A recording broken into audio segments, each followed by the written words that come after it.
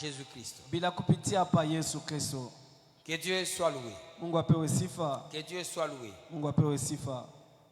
Nous avons un thème très important Tunakuwa na shina moja ya muhimu kabisa qui parle de l'importance de l'évangélisation dans l'église. inasemezea faida ya kupeleka injili mkanisa. L'évangélisation, c'est l'activité principale de l'église. Na hata kupeleka injili njo hata kazi ya katikati ya Aujourd'hui, kanisa. nous voulons retracer le parcours normal d'un chrétien Na leo tunapenda kuonesha njia ya usawa ya Mkristo pour qu'il arrive à évangéliser. juu afike mkupeleka injili. On ne peut pas commencer la vie chrétienne Hawezi kuanza maisha ya une Ukristo fois que tu commences à évangéliser. na unaanza kupeleka injili. Il y a un cursus normal. Na kunakuya hata mwenyendo Parce que fulani. l'église, c'est une école. Kwani kanisa ni shule. L'église est fondée sur l'enseignement. Na kanisa inakuwa na msingi pa mafundisho. Or, la Bible dit ceci. Na Biblia inasema hivi. Ils persévérèrent dans les enseignements des apôtres. Walikuwa na dumu mu mafundisho wa watume. C'est parmi les colonnes de la foi chrétienne. Ni katikati ya manguzo ya imani ya Ukristo.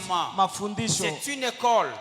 Ni shule. Nous sommes sur le banc de l'école. Tuko pa hata Quand kiti ya on croit masomo. au Seigneur, Na kama tunaamini nous kwa Bwana, devons passer par l'enseignement. tunapasha pita kwa mafundisho. Nous devons passer par une formation. Tunapasha kufundishiwa. C'est pourquoi nous allons parler du parcours.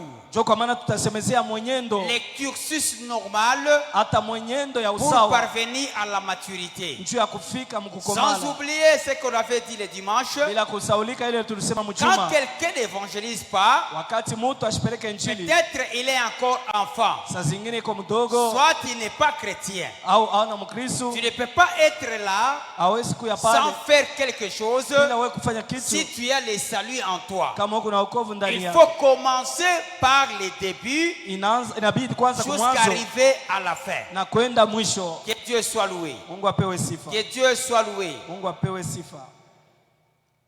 Nous allons lire notre verset de base. Tasoma kitabu yetu ya msingi. Jean chapitre 15 verset 15 à 16. Verset 16 plutôt. Yohano 15 mstari wa 16. Jean 15 verset 16. On va nous lire. Le 16e verset dit ceci. Ce n'est pas vous qui m'avez choisi, mais moi, je vous ai choisi et je vous ai établi afin que vous alliez et que vous portiez du fruit et que votre fruit demeure, afin que ce que vous demanderez au Père en mon nom, il vous le donne. Amen. Amen. On peut acclamer pour la parole de Dieu. Tunaweza shangilia juu ya neno la Mungu. Alléluia. Amen. C'est ça le verset de base. Ni aya ya msingi. Ce n'est pas vous qui m'avez choisi. Aina nini muliweza nichakua? C'est moi qui vous ai choisi. Lakini ni mimi niweza kumichakua. Et je vous ai établi. Na niliweza kumitia. Afin que vous alliez. Ili muende. Et que vous portiez du fruit. Na mpambe matunda. Et que votre fruit demeure. Na matunda yenu idumu. C'est ça le parcours normal d'un chrétien. Ijo mwenyendo ya usawa ya Mkristo. On commence par le choix. Tunaanza kuchakua. L'établissement. Na kutiliwa. Aller. Na kuenda. Porter le fruit. Na kupamba matunda. J'avais parlé le dimanche.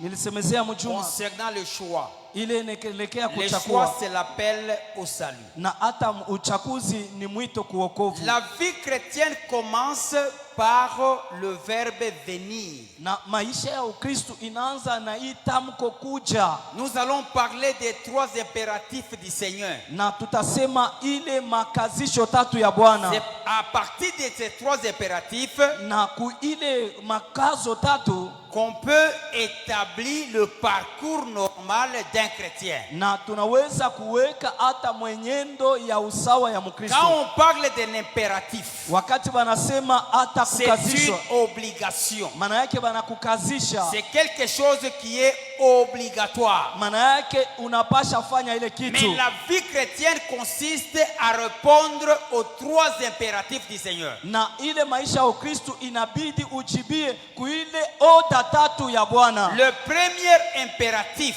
na ile oda ya kwanza, c'est quelque chose qui est relatif au choix. na ile inambatana na uchaguzi. Comme je dis que la vie chrétienne commence par le choix. Na vile minasema maisha ya Ukristo inaanza C'est na ça le uchaguzi. premier impératif. Ni ile oda ya kwanza ya Selon Mungu. Matthieu chapitre 28 verset Matthieu chapitre 28. Mathayo 28. Non, plutôt chapitre 11 verset 28 à 29. Chapitre 11 sura yake 11 verset 28 à 29. na mstari wa Là il y a le 28. premier impératif. Na pale panakuya hata oda ya Venez kwanza. à moi vous tous qui êtes fatigués et chargés, Nijeni kwangu nini mwenye yote mwenye kuchoka na benye et je kulemewa, vous donnerai du repos. na mitapamchia mapumziko. Prenez mon joug et écoutez mes instructions, Mchukue mziko yangu na msikie mafundisho et yangu, vous trouverez le repos de votre âme. na mtapata mapumziko ya nafsi yenu. C'est-à-dire le premier impératif Maana yake oda ya kwanza auquel nous devons répondre, kule tunapasha ujibia c'est venez, ni kuja, venez à moi. mujeni kwangu. C'est Jésus qui dit, Ni Yesu yuko nasema, il ne nous supplie pas, asitusi. c'est une obligation. Maana yake ni kukazisha. Tout chrétien, Mkristo wote avant de commencer la marche, kabla anze il mwenyendo, faut d'abord obéir au premier impératif, inabidi kujibia kwanza kuile mwito ya qui kwanza, consiste à venir vers Jésus. na inaelekea kwenda kwa Yesu. Jésus a tendu ses mains à la croix Na Yesu aliweza kunyolosha mikono yake kumsalaba en nous appelant vers lui, na mkutuita kwake, parce que nous étions en dehors juu tulikuwa nje du plan de Dieu. matengenezo ya Nous Mungu, étions en dehors du système de Dieu. tulikuwa nje ya kiviringo ya Là où Mungu. nous étions comme des brebis égarées, Kule tulikuwa kama kondoo yenye chacun kupotea, suivait sa voie. na kila mtu alifuata njia Maintenant, yake. Jésus nous a appelés. Sasa Yesu anatuita, Il faut quitter le monde inabidi kutoka mdunia et venir vers lui. na kwenda kwake, Il faut quitter les coutumes, na inabidi kutoka quitter la matusturi, vie du péché, kutoka maisha ya dhambi venir vers Jésus. na kuya kwa Yesu. C'est en rapport avec le choix, Ni pamoja na uchaguzi, l'appel au salut. hata mwito Dieu nous kuokovu. appelle d'abord au salut. Mungu anatuita kwanza Tu ne kuokovu. peux pas servir Dieu Hawezi tumikia Mungu si tu n'es pas encore sauvé. kama La huyaokoka. vie chrétienne Maisha ya Ukristo commence par le salut. inaanzisha na Le wokovu, problème de l'église, na mambo ya c'est le kanisa manque du salut. ni kukosa kwa wokovu. Nous avons beaucoup de difficultés Tunakuwa na parce que les matatizo gens ne sont pas sauvés. juu watu hawaokolewa. Celui qui est sauvé, Ule anesha kuokoka il est accessible aux choses de Dieu. anakuya anaingia mu vitu vya Mungu. Pourquoi les gens ne sont pas accessibles? Juu ya nini watu waende ku vitu vya Pourquoi Mungu? les gens ne sont pas sensibles? Abana na usikilivu, C'est parce qu'ils n'ont pas la foi en eux. ni juu abana na imani ndani yao. Il faut commencer par croire, Inabidi kuanzia mkuamini, accepter Jésus, kuchika Yesu donner sa vie au Seigneur, na kupeleka maisha yako kwa se Bwana, sacrifier pour Dieu.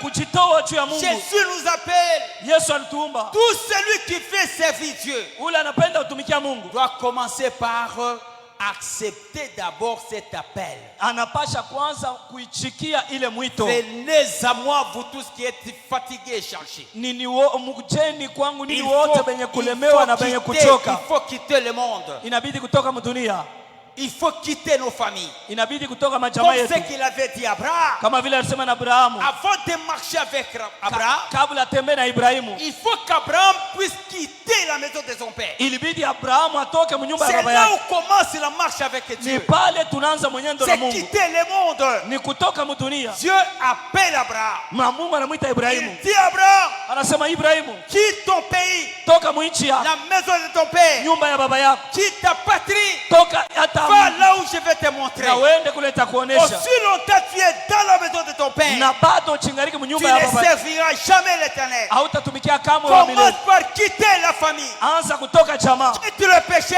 anza kutoka mzambi, quitte le monde. toka mdunia. Quand tu quittes le monde, Wakati unatoka tu vas mdunia, commencer une nouvelle marche avec Dieu. anza mwenyendo mpya na Mungu. Celui qui marche sans Dieu, Celui qui marche sans Dieu, ule anatembea bila Mungu, la finalité est incertaine.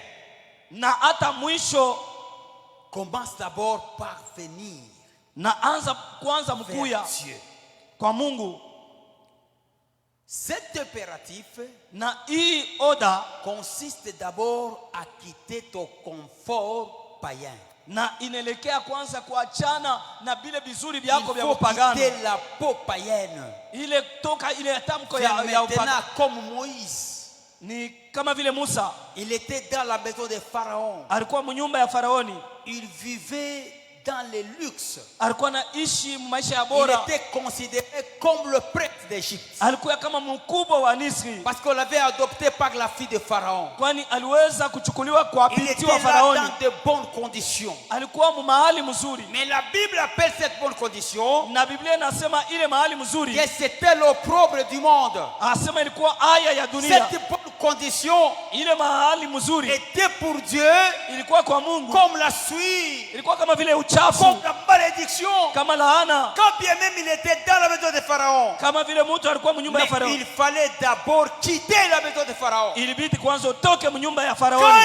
il devenit grand, Wakati akakuwa mkubwa, il refusa d'être appelé fils de la fille de Pharaon. akakatala bamuite mwana wa binti Il wa a Faraoni. refusé cette condition-là. Anakatala ile hali, Tu ne peux pas servir Dieu hawezi tumikia si Mungu tu es encore dans la condition des païens. kama uko muhali ya Tu aimes wapagani, le monde. uko mudunia, Tu aimes le monde. uko unasaidia dunia, Tu aimes.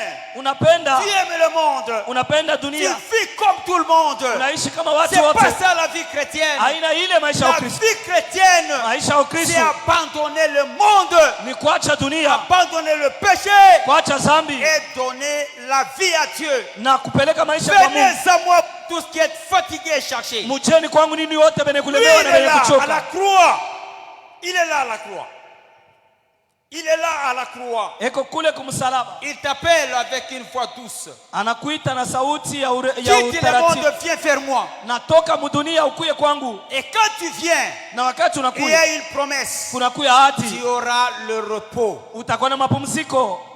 Quand tu viens vers moi, Wakati unakuya je kwangu, vais te donner le repos. takupatia mapumziko. Il n'y a pas moyen d'arranger les sons. Parce que ça fait beaucoup de bruit. Que Dieu soit loué. Mungu apewe sifa. Venez à moi, vous tous qui êtes fatigués et chargés, Mujeni kwangu nini wote et benye je vous kuchoka donnerai du repos. na nitampatia mapumziko. On n'est pas chrétien parce qu'on vient à l'église. Na hatuna bakristo njoo tunakuwa kanisa. On n'est pas chrétien parce qu'on prie. Na hatuna bakristo njoo tunaomba. Être chrétien, Kwa Mkristo ça commence avec la nouvelle naissance. inaanzisha na kuzalika kupya, Or, la nouvelle naissance consiste à donner sa vie à Dieu. na kuzalika mara ya pili inaelekea kupeleka maisha yako, Répondre à l'appel du grand berger. kujibu kumwito ya mchungaji Venez à mkuu. moi. Mujeni kwangu, Si tu acceptes cet appel, na kama unakubali c'est mwito, pas tout. aina C'est yote, pas tout. aina yote. Quand il t'appelle, Wakati anakuita, il a la face vers toi. anakuwa na buso wenye Il te kuangalia, regarde. anakutazama. Quand tu viens vers lui, Wakati unakuya unaenda il kwake, va t'embrasser. atakukubalia, Il va t'embrasser. atakukubalia Il va tourner le dos na atupa mkongo pour conjuguer le deuxième impératif. njuu ya kuweza kuweka katika tendo hata oda ya pili, Suivez-moi unifate et je vous ferai pécheur d'hommes. na nitamifanya kuya walobaji wa watu. C'est la deuxième étape de la vie chrétienne. Ni hatua ya pili ya maisha ya Dans Ukristo. le parcours, Mumwenyendo, la deuxième étape kipande ya pili consiste à suivre le Seigneur. inaelekea mfata Bwana, Et dans cet impératif, il y a aussi une promesse. na mui oda munakuya pia ati, Si tu viens après moi, kama unakuya nyuma yangu je te ferai pécheur d'hommes. takufanya kuya mlobaji wa C'est watu. ça la vie chrétienne. Njo maisha ya Tu Ukristo, es venu vers Jésus. kuya kwako Yesu Il te décharge du fardeau. anatosha miziko yako. Maintenant, il faut suivre Jésus. Sasa inabidi kumfuata Ce Yesu. n'est pas tout. Aina yote, Si tu ne veux pas suivre Jésus, kama upende kumfuata tu Yesu, vas rester au point de départ. utabakia kule Or, c'est toute une marche. hapo inakuwa ni Il faut mwenyendo. quitter le point de départ. Inabidi kutoka pale unaanzia Suivre Jésus. na kumfuata Yesu. C'est les disciples là. haina pale. C'est le disciple-là. Ni ile tunasema kuu ya C'est mwanafunzi. le disciple-là. Ni kuu ya mwanafunzi. Si tu viens après moi, Kisha ukinifuata, je vais te faire un pêcheur d'hommes. takufanya kuu ya mlobaji wa watu. Il y a un programme. Unakuya matengenezo. Dieu ne nous sauve pas pour rien. Mungu asitokoe kwa Il bure. nous sauve pour un objectif. Anatokoa juu ya Quand shabaha. on vient vers lui, Wakati il tunamfuata, va nous faire atafanya ce sisi pêcheur d'hommes. kuu ya ulobaji Et wa quand watu. tu lis la vie des apôtres, Na kama unasoma maisha ya mitume, en aucun jour hakuna siku que Jésus a commencé à enseigner Yesu anaanza kufundisha comment pêcher les hommes, namna gani kubiri watu, la profession de pêche. hata namna gani Il ya kuloba. n'enseignait pas. Ashikuwe Mais nafundisha. après que Jésus est parti au ciel, Na kisha Yesu kwenda les mbinguni, disciples ont commencé à pêcher les hommes. na hata wanafunzi wakaanza kuloba Quand watu. est-ce qu'ils ont appris? Na wakati kani On ne walijifunza, sait pas. On ne sait pas. hatuyue. C'est-à-dire la formation Maana yake mafundisho consistait à rester à côté de Jésus ilikuya ubakie tous kumpembeni Yesu les jours. kila siku. C'est ça la formation. Njo Il mafundisho. faut être attaché à Christ. Inabidi kuwa mwenye kuambatana Attaché à celui qui t'a sauvé. na kuambatana na ule anakokoa. Même le fou de Gadara, Hata huyu wa mazimu wa quand Gadara, il était délivré, wakati alifunguliwa, il ne voulait pas quitter Jésus. asikupende Il kuachana na est Yesu. resté à ses côtés. Alipenda kubakia pembeni yake. Celui qui a cru réellement, Na ule anaamini il ukweli, ne quitte pas Jésus. ashamwachake Il Yesu, reste à ses côtés. anabakia pembeni Et yake commence à marcher avec lui. na anazotembea pamoja naye. Parce qu'à marcher avec Jésus, Mkitembea na Yesu nous deviendrons tutakuya le pécheur d'or. walobaji wa C'est watu. tout un projet. Ni inakuwa tu ni C'est matengenezo, tout un programme. ni matayarisho. Quand on vient à Jésus, Wakati tunaenda kwa il y Yesu, a un programme. unakuwa matengenezo. Commence maintenant à suivre Jésus Unaanza kufuata Yesu pour devenir un jour pécheur d'or. juu ya kufika siku mmoja ukuye mlobaji wa watu. Pour devenir pécheur d'or, Juu ya kuwa mlobaji wa il watu, faut suivre Jésus. inabidi kumfuata Yesu. Suivez-moi Unifuate et je vous ferai pécheur d'or. na mimi nitamifanya kuya walobaji wa watu. C'est la deuxième étape Ni hatua ya qui pili consiste à la formation. ile inaangalia mu Si mafundisho. quelqu'un ne respecte pas ça, Kama mtu asheshimu ile, il ne sera jamais un véritable disciple. hata kuyaka kamwe mwanafunzi wa kweli. Maintenant, écoutez-moi bien. Mnamunisikia mzuri? L'église n'est pas fondée sur la foule. Na kanisa ina na msingi pa makutano. L'église que Jésus voulait bâtir Kanisa ile Yesu alipenda kujenga ne peut pas être fondée haiwezi kujengewa sur la foule.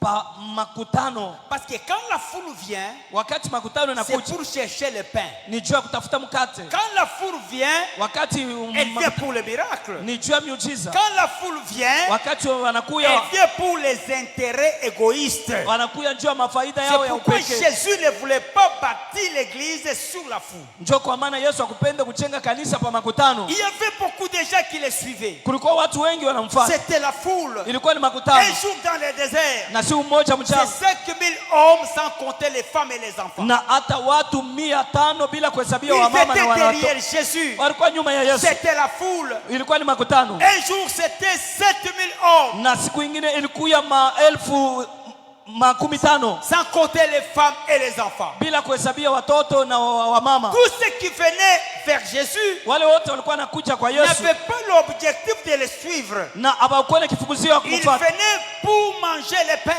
Walikuya na mfuata juu ya kula mkate. Dans Jean chapitre 6, Mu Yohana sura 6 verset 27, na mstari wa un jour 27. Jésus a opéré des miracles. Siku moja Yesu anafanya Il mjiza. a multiplié le pain et les poissons. Akajumlisha mkate La na samaki foule a mangé. na makutano Les ikakula. gens étaient rassasiés. Watu walisiba, Ils étaient contents. walikuwa na furaha. Mais arrivé demain, Banafika kesho Jésus a disparu. Yesu akapotea. Et là, tout le monde a commencé à chercher Jésus. Na watu wote wakaanza kumtafuta On le Yesu. cherchait partout. Tunakutafuta fashi On yote s'est posé la question de savoir où était Jésus. na kujiswali nani Yesu yuko Les wapi. gens se poumonaient pour chercher Jésus. Watu walikuwa na tafuta Mais quand ils l'ont trouvé, wakati wakampata Jésus leur répondit en ces termes. Yesu akawajibu mwini namuna, Vous me cherchez.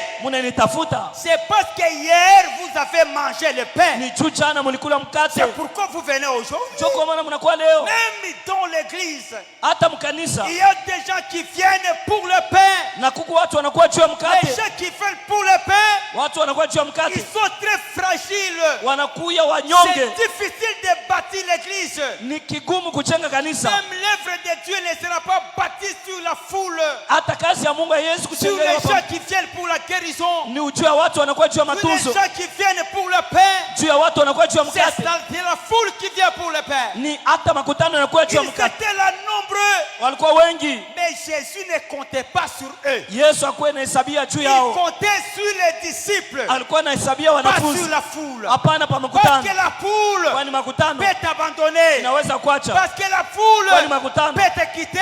inaweza Quand kuacha il n'y a pas l'intérêt, wakati hakuna la faida. foule se retire. Hata Quand makutano il n'y a pas l'intérêt, hakuna c'est faida. la même foule Ni ile makutano qui moja moja. avait dit crucifiez-le. Ilisema mumuue. La foule qui avait mangé dans le désert. Ile makutano ilikula La mchanga. foule qui avait bénéficié de la guérison. Na hata makutano ilipata C'est matunzo. la même foule qui avait dit un jour Na ni makutano moja moja ilisema crucifiez-les. mumutunjike. C'est la foule. Ni makutano.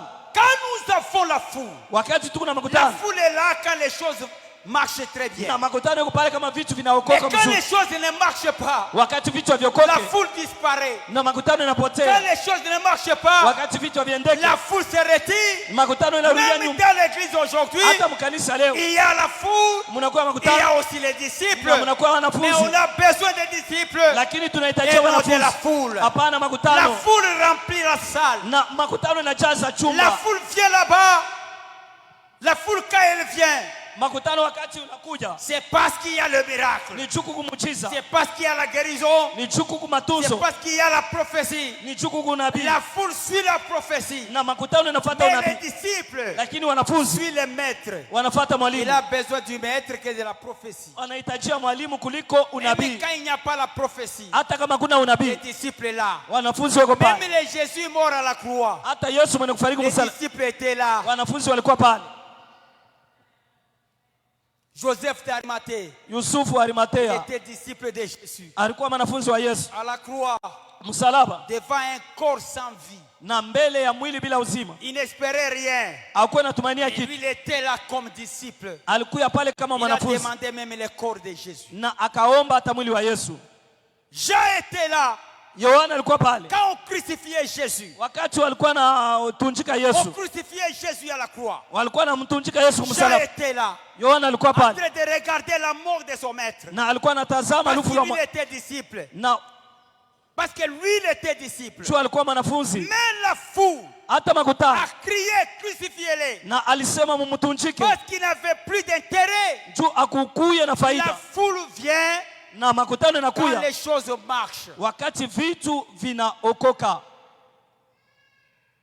Un jour, Siku moja Jésus dit, Yesu anasema, je ne peux pas maintenant vous donner le pain. siwezi kumpatia mkate Parce que vous m'avez cherché, parce que j'avais fait de miracles hier. juu mliweza kufanya muujiza Et jana, aujourd'hui, vous venez pour encore manger. na leo mnakuya juu ya Mais il n'y kutafuta a kula. pas le miracle. Hakuna muujiza. Mais j'ai réservé pour vous Na michungia nini une autre chose. kitu ingine? Ils ont posé la question Wakaswali dans verset 27. mstari wa 27, Qu'est-ce que toi, Jésus, tu peux faire nini Yesu anaweza fanya pour que nous puissions croire en toi? juu tukuaminie? Nos pères ont mangé la manne dans le désert. Bazazi yetu balikula maana mujangwa. Même leur question, c'est par rapport au manger. Hata swali yao ni kulinganisha na Parce que chakula. pour eux, c'était toujours la nourriture. Njuu kwao ilikuwa tu ni kula. Quel miracle que toi, tu peux faire? Ni muujiza gani unaweza fanya? Parce que tu nous as mal répondu. Njuu unatujibu Mais tu mbaya. peux faire quel miracle Unaweza fanya muujiza pour que gani? nous puissions croire en toi? Njuu tukuaminie. Jésus dit, Yesu anasema, il faut manger mon corps inabidi kula mwili et yangu boire mon sang. na kunywa damu Parce yangu, que vos pères ont mangé la manne kwani wazazi wenu et walikula ils sont mana tous morts. wote walifariki. Mais celui qui va manger mon corps et boire mon sang, Na ula atakula mwili il yangu na ne kunywa damu mourra yangu, jamais. hata kufa kamwe. Écoutez la réaction de la foule. Sikia Cette parole est dure, qui peut l'écouter? na hii sauti iko ngumu, nani anaweza Et la ishikia? réaction des disciples, Na banafunzi à qui irions-nous? banasema tutenda kwa nani? Toi, tu as les paroles de vie. Wewe unakuwa na misemo ya Les uzima, paroles qui ont repoussé la foule. Na ile misemo iliweza Ce sont les kufukuza mêmes paroles qui makutano. ont rapproché les disciples. Ni ile misemo moja iliweza kukokota C'est là où il wanafunzi. y a la différence. Ni pale panakuwa achanisho. Quand les choses sont difficiles, Wakati vitu viko là kigumu, ce sont les disciples qui restent. ni wanafunzi wanabakia. Mais quand ça marche, Na wakati là vinaokoka, nous sommes confondus. na pale tunakuwa na On ne peut mvuruko. pas discerner et les disciples et la foule. Hawezi kuachanisha makutano na wanafunzi. Mais l'église a besoin des disciples. Lakini kanisa inahitajia Parce wanafunzi. que Jésus a dit, Kwani Yesu alisema, suivez-moi munifate et je vous ferai pécheurs d'hommes. na nitamifanya kuya walobaji wa watu. Suivez-moi. Munifate. Venez après moi. Munifate. Je vous ferai pécheurs d'hommes. Tamifanya kuya C'est walobaji wa une watu. étape où nous sommes en train d'apprendre. C'est une étape où nous sommes en train d'apprendre. Ni ile hatua tukunajifunza. C'est lui qui a cru normalement. Ule aliamini na C'est la nouvelle naissance. ni kuzalika C'est kupya. comme un bébé. Ni kama Il est mtoto dans mchanga le berceau. eko Il mukitanda ne yake. peut rien faire. Parce Hawezi qu'il est kufanya bébé. kitu.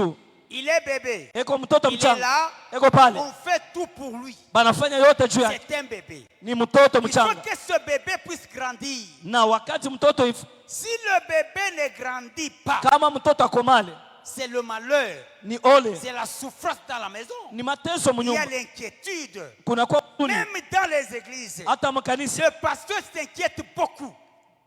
Le pasteur s'inquiète beaucoup. Mchungaji anazunika kabisa. Parce que les disciples ne grandissent pas. Kwani wanafunzi hawakomale. Parce que l'enfant ne grandit pas. Watoto Tu hawakomale. es là depuis que tu es né. Uko pale Depuis que tu as reçu le baptême. tangia ulipochukua mbatizo Aujourd'hui, mpaka na tu leo ne fais aucun mouvement. hakuna kutingizika. On fait tout pour toi. Yote beko On nakufashia. fait tout pour toi. Yote beko Toi, nakufashia. tu es là. Wewe uko Tu pale. ne fais rien. Haufanyi Parce kitu. que tu es encore enfant. Njoo kumtoto. Parce que tu es encore enfant. Njoo kumtoto.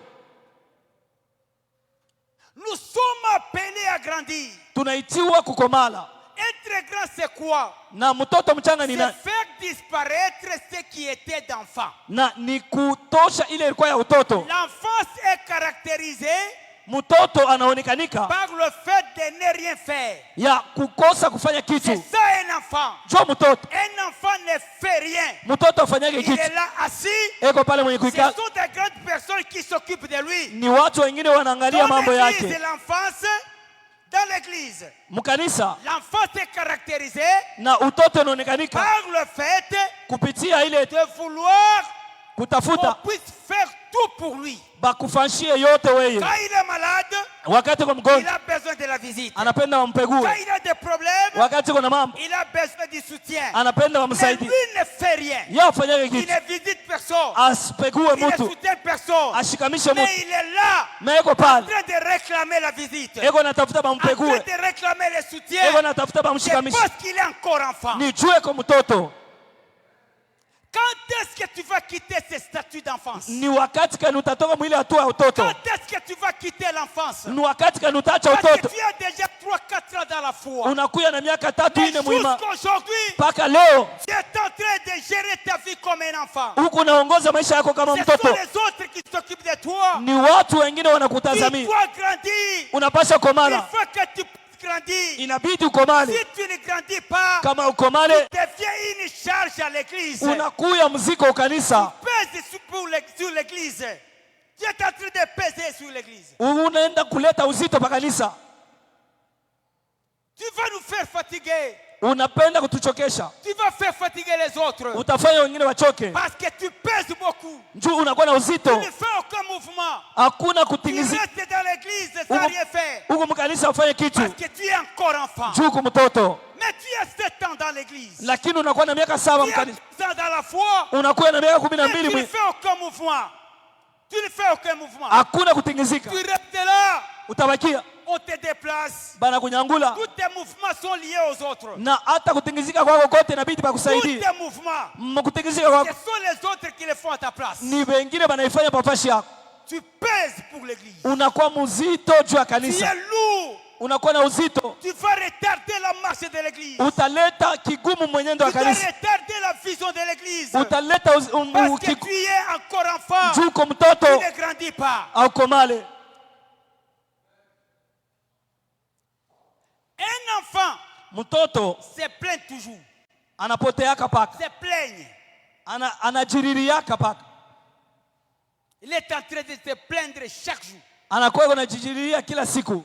C'est ça un enfant. Njoo mtoto. Si quelqu'un grandit, Wakati mtu il ne anakomala se plaindra jamais. hata nona Il kamwe, est un responsable. anakuya mwenye madaraka. L'église a besoin de responsables. Kanisa inaitia Pour wewe arriver à la maturité, yule kanisa nakomala. pour arriver à la maturité, Juu ya il kufika kukomala faut passer par le disciple-là. inabidi kupita ku masomo ya Passe wanafunzi, par le disciple-là. kupita ku masomo ya wanafunzi.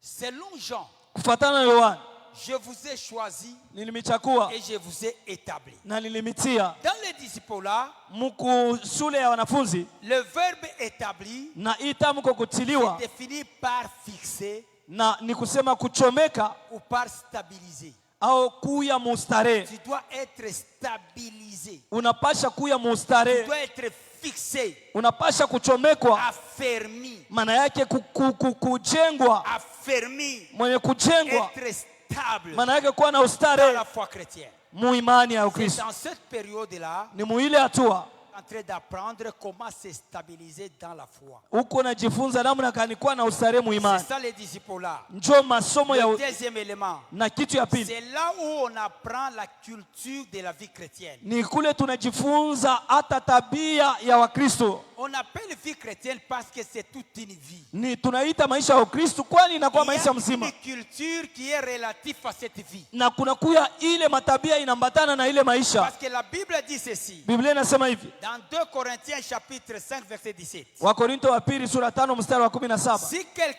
est en Christ, wakati mtu yuko ndani ya Kristo il est devenu une nouvelle créature. anakuwa kiumbe kipya, Les choses anciennes sont passées. vitu vya zamani vinapita, Voici toutes les choses na tazama vitu sont vyote devenues nouvelles. vinakuya vipya. Quand quelqu'un vient en Christ, Wakati mtu anakuwa kwa il Kristo va abandonner les anciennes choses. anapasha kuachana na vitu vya Il zamani, va abandonner les anciennes habitudes. anapasha kuacha Il mazoezi ya va zamani, abandonner les anciennes occupations. anapasha kuacha makazi ya Parce que zamani, c'est une vie. kwani ni maisha.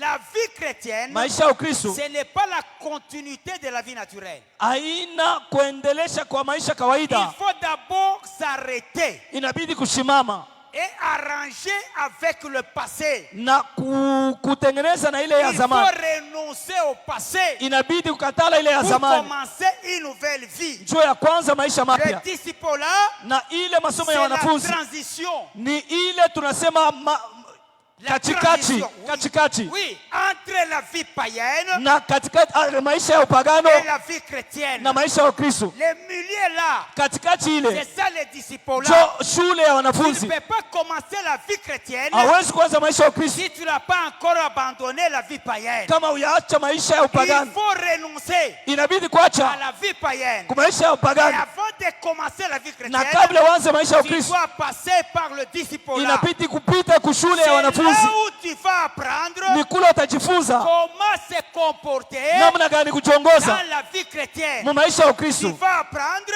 utajifunza comment se comporter dans l'église. namna gani kujongoza Tu ne mkanisa. peux pas vivre dans l'église Hawezi kuishi comme mkanisa ce que tu vivais quand tu étais païen. kama vile uliishi Il mpagano, faut changer. inabidi La kubadilika. vie chrétienne Maisha ya Ukristo consiste au changement. inaelekea Tu mabadiliko, dois changer. unapasha Tu badilika, dois changer. unapasha badilika, Même les activités vont changer. hata makazi inapasha Même badilika, la manière de voir va changer.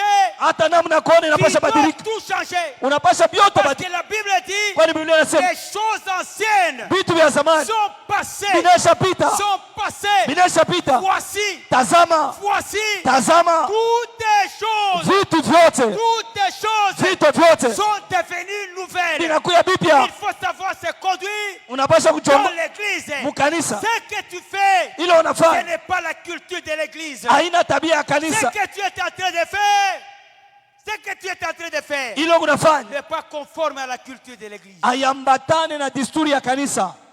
Si tu ne te conformes pas à la culture de l'église, Kama ujambatanishe na tabia ya kanisa, tu deviendras un problème dans l'église. utakuya magumu mkanisa. Nous avons des chrétiens problèmes. Tuko na Wakristo Au mambo, lieu d'apporter la solution, japo ya kuleta jibu, eux-mêmes sont des problèmes. wao wanafanya mambo, Au lieu de traiter les cas, japo ya kuleta jibu, eux-mêmes sont des cas à traiter. lakini wao wanakuya mambo ya Quand tu kutafuta les vois là-bas, il kama wananesha est kala un problème. anakuwa mambo, Il est un cas à traiter.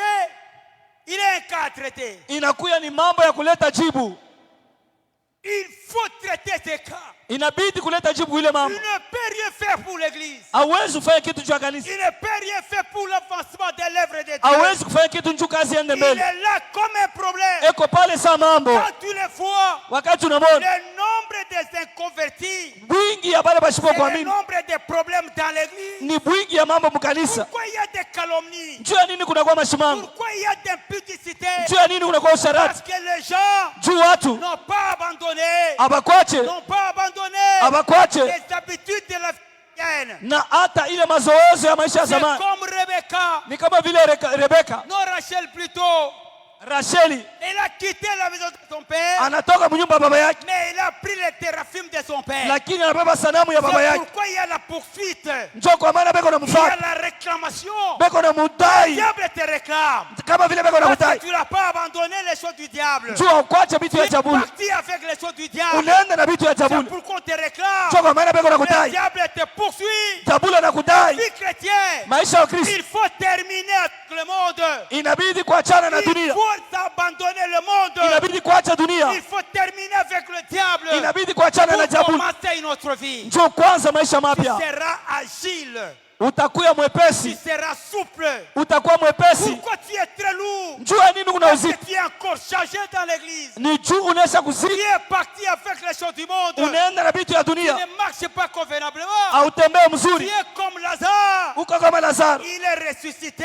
anafufuka, Les pieds, les mains étaient liés. lakini mikono na mikuli Tu ne inaenda pouvais kufunga, pas marcher. hataweza Toi tembea. aussi, tu ne marches pas. Njoo kwa maana Parce utembee, que tu n'as pas encore terminé avec le monde. juu hauyaisha na dunia, Termine avec le monde. maliza na dunia, À partir de ce symbole-là, na kupitia mafundisho ya wanafunzi commence maintenant à arranger ta vie. unaanza kutenganisha Et maisha yako apprendre la culture na de l'église. kuya na zowezo ya kanisa Et la culture de Dieu na hata disturi ya dans Mungu l'église. C'est mukanisa. à partir du disciple-là Ni kuanzia qu'on kudisipola va te donner maintenant la qualification. kule bataweza kuyua uko nani.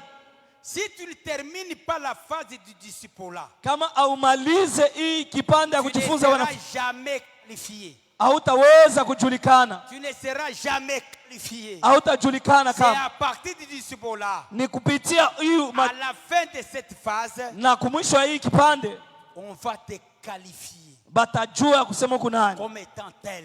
batakutambulisha. Que Dieu le bénisse. Amen. Que Dieu nous bénisse. Mungu atubariki.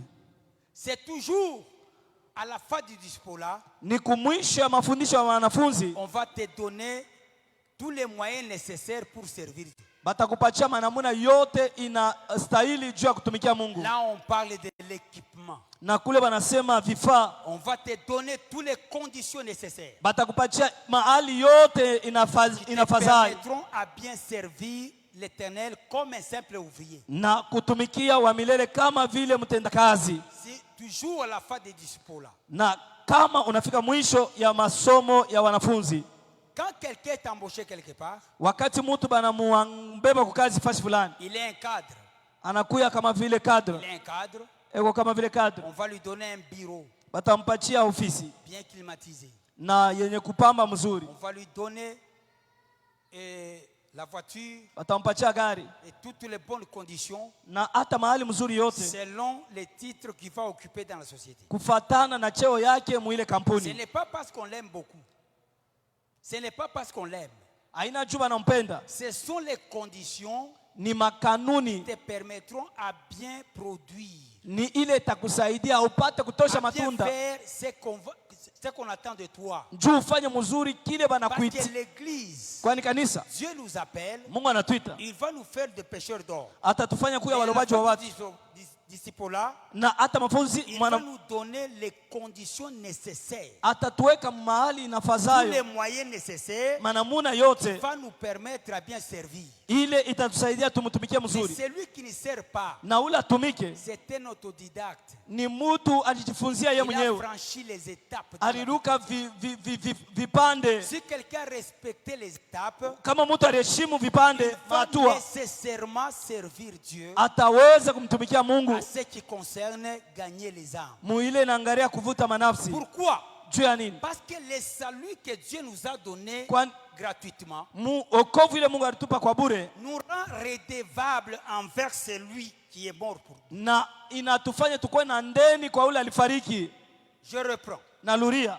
Le salut que Dieu nous a donné gratuitement. Wokovu ile Mungu alitupatia kwa bure. Quand on parle du salut gratuit, wakati tunasemezea wokovu ya ce n'est bure, pas par rapport à sa valeur. haina kufuatana na bei yake. Quand on parle du salut gratuit, wakati wanasema wokovu ya c'est bure, par rapport à la manière de l'obtenir. ni namuna ya kupokea. On l'obtient gratuitement. Tunaipokea kwa bure. Mais le salut coûte énormément cher. Lakini wokovu inakuya na Parce bei que le kubwa. salut que nous avons Wokovu tunayo a coûté la vie de Jésus. ilibeba Il buzima bwa fallait Yesu. que Jésus puisse abandonner le ciel, Ilibidi Yesu ache mbingu venir ici, akuye hapa, laisser tous ses privilèges, ache mafaida yote, tous ses droits. mahaki yake yote, Il est venu comme un simple homme akakuya kama mtu et kawaida, mourir à la croix. anakufariki C'est msalaba. ça la valeur du salut. Njo bei ya wokovu. Pierre dit ceci: Na Petro anasema hivi, ce n'est ni par des choses périssables, haina kupitia vitu ya kuharibika par de l'or ou de l'argent, au kuzahabu que kupesa nous avons été rachetés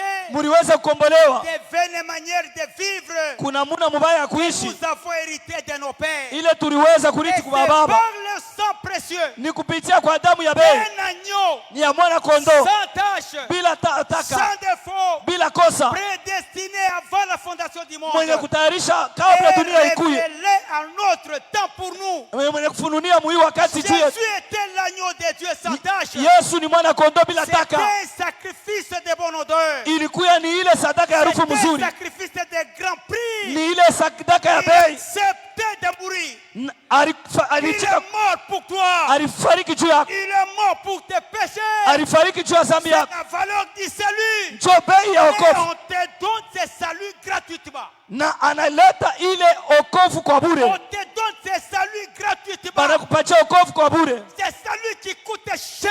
Ile wokovu iko bei, Parce que personne kwani hakuna mtu ne pouvait acheter le salut. aliweza kuuza wokovu. Même les millions d'argent Hata mamilioni ya ne pesa peuvent pas acheter le salut. haiwezi kuokoa huku, Même de l'or ou de l'argent hata pesa ne zahabu peuvent pas acheter le salut. haiwezi kuuza wokovu. Viens bénéficier de ce salut gratuitement. Na takina tunafaidikia kwa Si bure. on pouvait demander les contreparties, Mungu aliweza kulomba hata toi sehemu tu ne pouvais pas être sauvé. au kuweza kuokolewa, Que tu n'as rien. kwani hauna na Mais kitu. Jésus a compris. Lakini Yesu Il alielewa, a payé le prix. alilipa bei.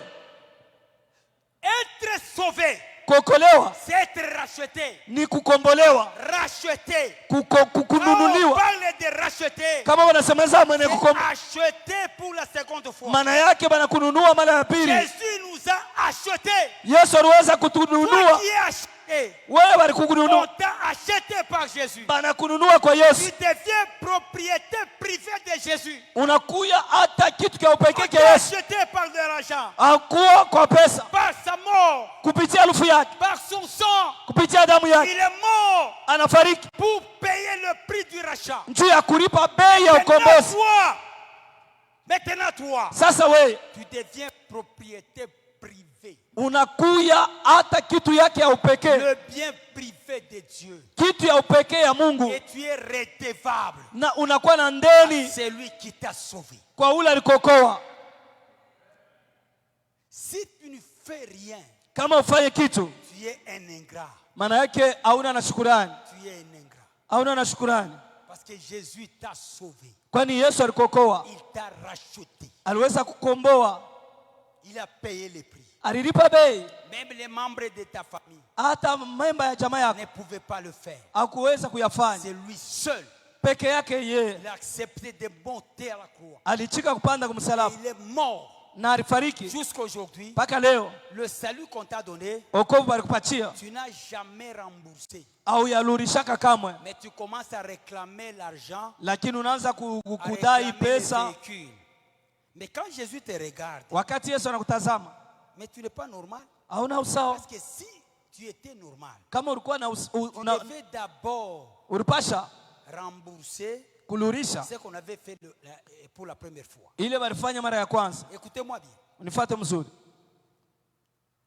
Tout ce que nous faisons pour Dieu, yote tunafanya juu ya Mungu. c'est ce qu'il a déjà fait pour nous. Ni ile yashafanyaka juu yetu. Jésus nous a sauvés avant. Yesu alitokoa Il mbele, nous a aimés avant. alitupenda Si mbele. nous l'aimons aujourd'hui, Kama sisi tunampenda leo, il ne faut pas réclamer autre chose. tushidai vitu Parce que vingine. nous ne faisons que remettre ce que Dieu nous a donné. Tuku tunalurisha ile Mungu aliweza kutupatia mbele. C'est ça la vie chrétienne. Njoo maisha ya Nous Ukristo. sommes redevables Tunakuya na ndeni pour Jésus. kwa Yesu. Redevables à lui. Kuna ndeni kwake. Parce que c'est lui qui nous a donné cette valeur que nous avons. Ni yeye alitupatia heshima au bei tunakuwa nayo. C'est lui qui nous a donné cette vie que nous avons. Ni yeye alitupatia uzima tuko nayo. Nous étions morts par nos péchés et par nos transgressions. Tuliweza kufariki kwa makosa yetu na Et mazambi Jésus yetu. nous a rendu la vie. Na Yesu anatulurisha Il uzima. nous a donné cette vie qui était perdue. Na anatulurisha uzima ile iliweza potea. Maintenant, Na sasa tu deviens redevable. na unamupasha Qu'est-ce que toi tu dois faire? nini wewe unapasha fanya? Après la formation, Kisha kujifunza il y a le troisième impératif. na kunakuya hii oda ya tatu. C'est tout un parcours. C'est tout un parcours. Ni mwenyendo. Il commence avec toi ici. Tunaanza na wewe hapa. Venez à moi. Mujeni kwangu. Tu viens vers Jésus. Unakuya kwa Yesu. Il te reçoit. Anakupokea. Et puis il te tourne le dos. Kisha anatupa mkongo. Maintenant il te dit suis-moi. Kisha anasema unifuate. Tu commences à marcher dans ses pas. Unaanza kufuata mikulu yake. Derrière lui. Nyuma yake. C'est la formation. Ni mafundisho. Tu commences à marcher après lui. Huko Tu unamfuata. commences à suivre ses pas. Unafuata mikulu Et yake. après, Kisha il arrive à la fin. anafika mwisho. Il te dit maintenant, Anakuambia sasa va. uende Troisième impératif. na hata Allez par tout le monde. mwende fashi yote mdunia. Faites de toutes les nations mes disciples. Mfanye mataifa yote kuwa wanafunzi. Allez par tout le monde. Mwende mdunia mzima. Prêchez la bonne nouvelle. Ubiri habari njema. Celui qui a bien passé par la formation, Ule alipita pa shule mzuri il sera conséquent dans les champs. na atakuwa na matokeo mshamba. On ne nous a pas sauvés pour rester ici. Abakutokoa juu tubaki hapa. On nous a sauvés pour aller. Banatokoa juu Quand tuende. nous sommes ici, c'est pour la formation. Tuko hapa njoo ya kujifunza. Après 3 ans d'affermissement, Na inakuwa kama vile masomo. après 3 ans d'affermissement, Kisha masomo ya miaka 3 tu dois aller témoigner. unapasha kwenda kushuhudia. Tu vas changer les discours. Unapasha kubadilisha Il misemo. t'a tiré du monde. Unatoka mdunia Maintenant, il t'envoie dans le monde. na anakutuma mdunia. Vers les gens qui te connaissaient païens. Kuwale watu walikuyua mpagano. C'est ça l'œuvre de Dieu. Jo kazi ya Mungu. Tu étais au milieu de gens Ulikuwa païens. katikati ya watu wa Et pagano. Jésus t'a appelé. Yesu anakuita. Il t'a tiré du monde. Anakutosha Et mdunia. tu viens vers lui. Unakuya kwake. Il te forme. Anakufundisha. Après la formation, Kisha yeye il kukufundisha. t'envoie dans le monde. Anakulurisha C'est mdunia. comme Moïse. Ni kama Musa. Il était en Égypte, Alikuwa Munisi. dans la maison de Pharaon. Munyumba ya Faroni. Dieu l'appelle. Mungu anamuita. Il quitte l'Égypte. Anatoka Misri. Il va à Madian Anaenda kumajani. pour la formation. Njoo ya Il majifunzo. a passé 40 ans. Anapitisha miaka de 40 formation. ya mafundisho. Il était dans la maison de Pharaon Alikuwa mnyumba ya Faroni. pendant 40 ans. Miaka 40. Dieu l'a appelé. Mungu anamuita. Il a quitté la maison de Pharaon. Anatoka mnyumba ya Faroni. Il a passé par la formation de 40 ans. Anapita tena mafundisho ya 40 ya miaka 40 Chez Jéthro kwa Yetro. pendant 40 ans. Anafanya kule miaka 40. Paissait les troupeaux de Jéthro. Alikuwa analisha kondoo ya Il Yetro. apprenait comment gérer. Alikuwa anamfundisha namna Il kuongoza. devait être berger des gens. Na namna kwa ni mchungaji wa watu. Avant de paître les troupeaux, avant de paître les troupeaux de Dieu, kabla ya kuongoza kondoo ya Mungu, il faut commencer par paître les troupeaux de Jéthro. inabidi kuongoza kwanza kondoo ya Il y a Jethro. besoin de passer ici. Unahitajia Mais machungaji c'est bien.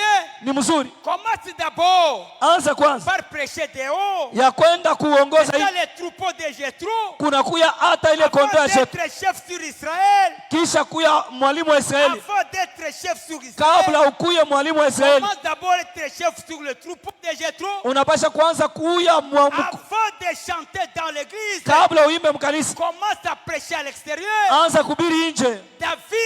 Daudi était dans le champ alikuwa en mshamba train de chanter eko naimba devant les troupeaux. mbele ya Un kondoo, jour, na siku il moja a chanté aliimba devant le roi. mbele ya mfalme. Avant de chanter devant le roi, Mbele ya kuimba mbele ya mfalme, chante d'abord devant les troupeaux de Dieu. imba mbele kwanza mbele ya Chante kondoo ya d'abord Mungu, devant les païens. mbele ya chanter là-bas, c'est prêcher. Na kuimba kule ni kuhubiri. Avant de prêcher devant 50, 200 personnes. Na kabla ubiri watu 100, 200. Prêcher une personne. Na ubiri kwanza moja. Celui qui est incapable de convaincre une personne. Ya kuhakikishia mtu Il ne mmoja. peut pas convaincre 500. Hawezi kuhakikishia 700. Comment t'exercer là-bas? Exerce-toi d'abord là-bas. Ujipime kwanza kule. Dans le monde. Mudunia. Exerce-toi là-bas. Ufanye kazi kule. Après, Kisha. quand on verra tes fruits. Wakati wataona matunda yako. Maintenant passer ici.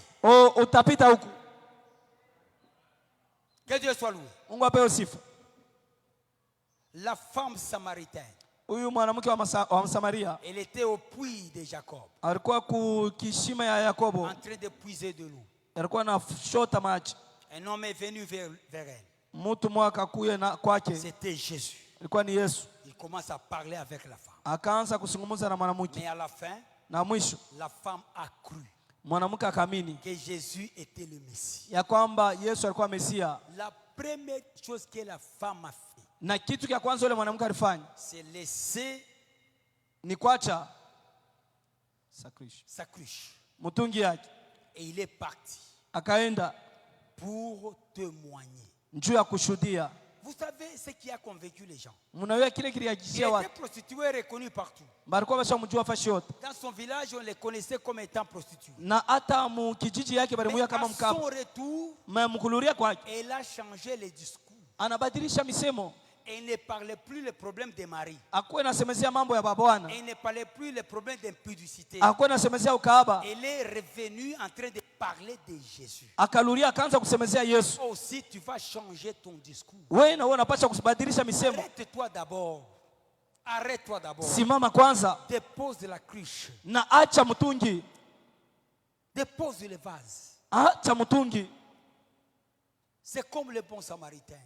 Ni kama vile Msamaria mzuri. Il s'est arrêté momentanément. Akashimama kwa muda. Il était dans un voyage. Alikuwa msafari. Monté sur sa monture. Mwenye kupanda papunda. Quand il a vu quelqu'un qui était tombé. Wakati akaona mtu mwenye kuanguka. Cet homme a arrêté la marche. Huyu mtu akashimamisha safari. Il n'était pas comme le sacrificateur. Akufanye kama mkoani. Il n'était pas comme le lévite. Akukwe kama Mulawi. Le lévite a vu cet homme. Mulawi aliona huyu mtu. Il a abandonné, il est parti. Akamwacha kaenda. Parce qu'il était pressé. Njoo alikuwa haraka. Ne sois pas pressé. Usikue haraka. Arrête-toi d'abord. Usimame kwanza. Il y a une âme qui meurt à tes côtés. Kuko nafsi moja kunafariki pembeni yako. Il y a des gens qui meurent dans les péchés. Kuko watu wanafariki mzambi. Arrête-toi d'abord. Simama kwanza. Laisse la cruche. Na acha mtungi. Arrête-toi allez d'abord tes activités. Acha makazi yako. Arrête-toi d'abord. Usimame kwanza. L'église est dans la suractivité.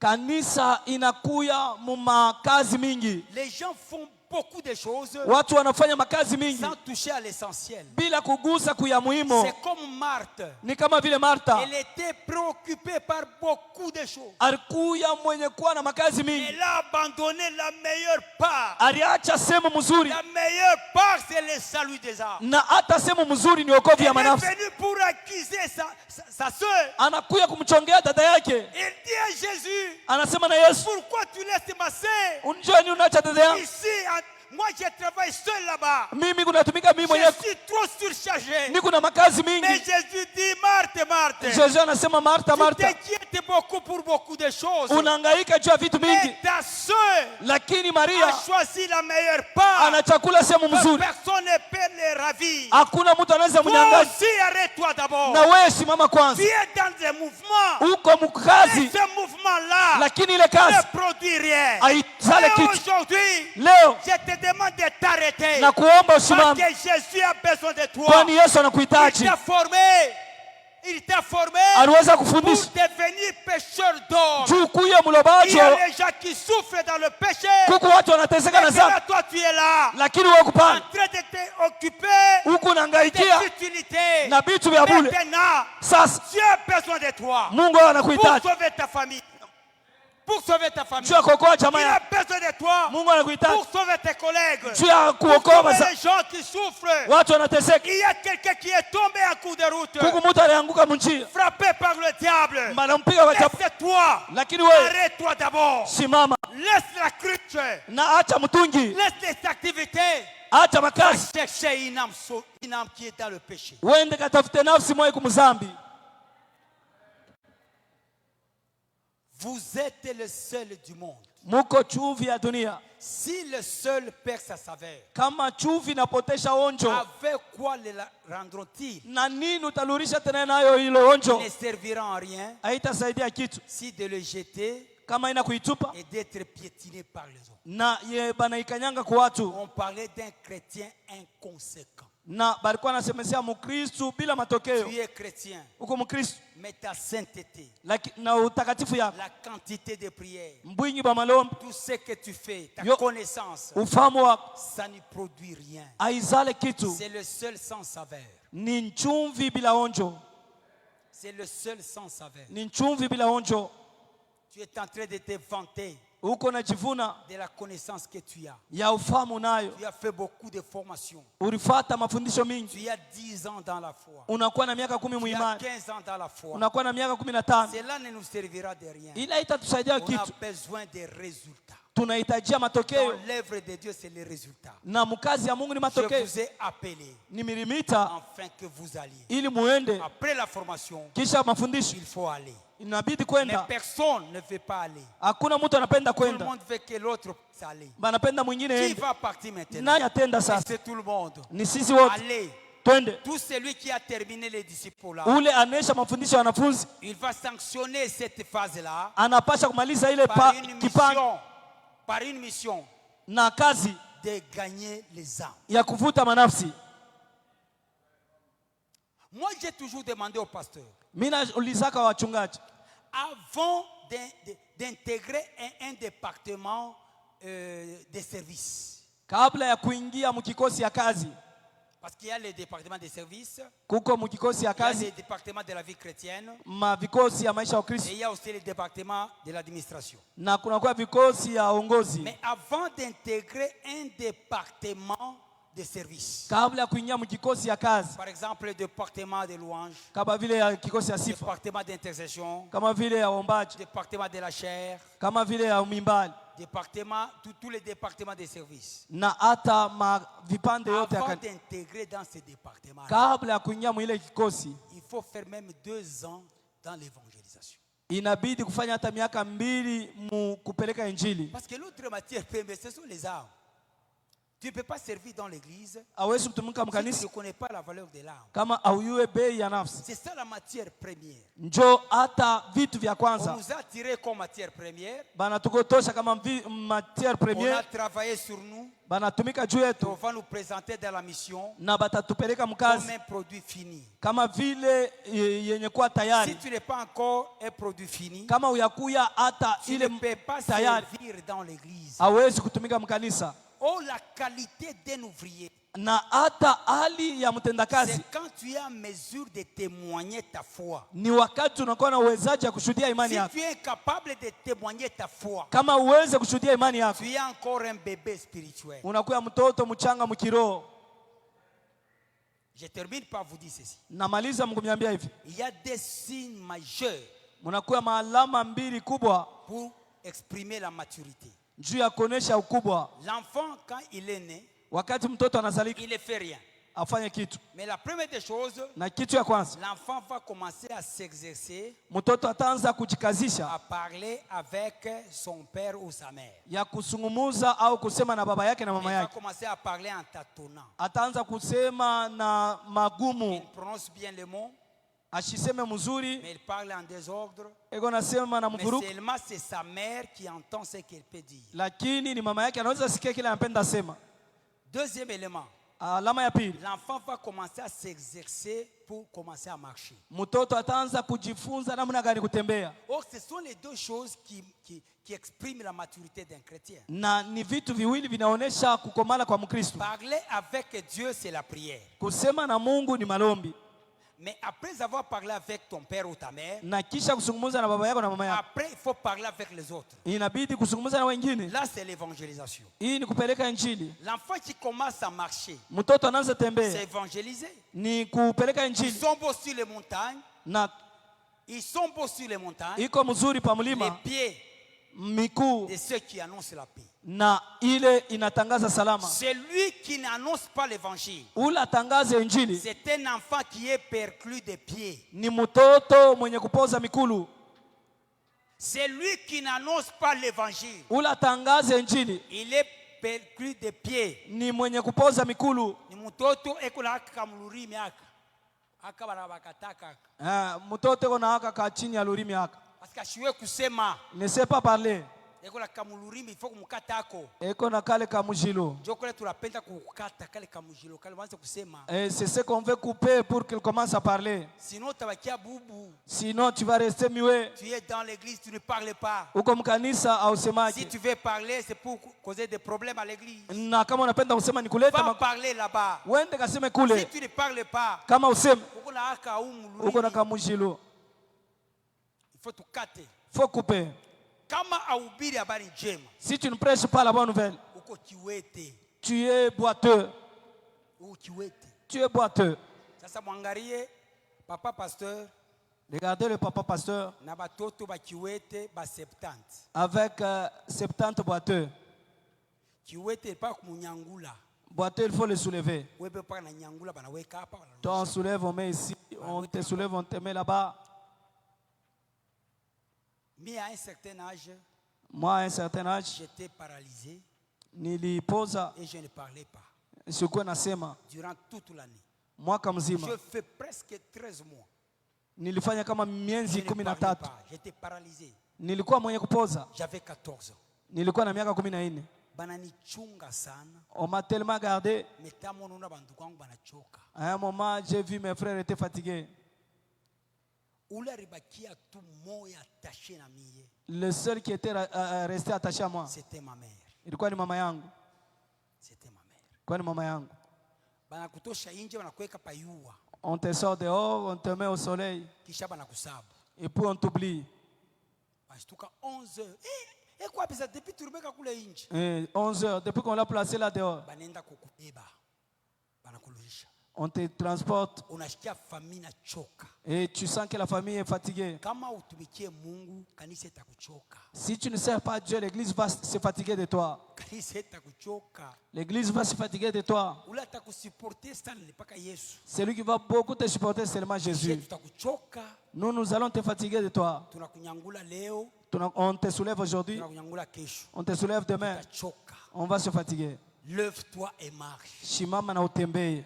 C'est ça ce message que je t'apporte ce soir. Lève-toi et marche. Simama na utembee. Lève-toi et marche. Simama na utembee. Tu es aussi valable. Na wewe unakuwa balamu. Tu es aussi utile. Na wewe unakuwa mafaa. Tu peux apporter quelque chose à l'église. Unaweza kuleta kitu fulani kanisa. Que Dieu nous bénisse. Mungu atubariki.